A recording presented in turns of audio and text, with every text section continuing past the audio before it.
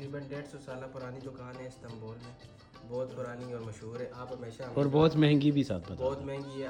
نہیں یہ خیر ہے، آپ ہمیشہ ہمیں جو ہے کھلاتے ہیں، تو ہم نے کہا بھائی ہمارا شیف کیوں کسی سے پیچھے رہے، اپنے ہاتھوں سے ہم آپ کو کھلائیں گے. اور 1-2 پیس آپ نے کھانے، باقی ہم ساتھ لے کے جائیں گے. یہ نہیں دکھاؤ جی نا. یہ دیکھیں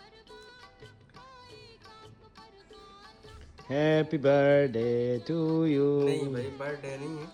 ہاں نا. اچھا ساتھ انہوں نے گاوا بھی بنایا ہوا ہے. آج آپ نے کمال کر دیا. گاوا اور بگلاوا، گاوا آپ کے ہاتھ کا اور بگلاوا فاروق اوگلو کا.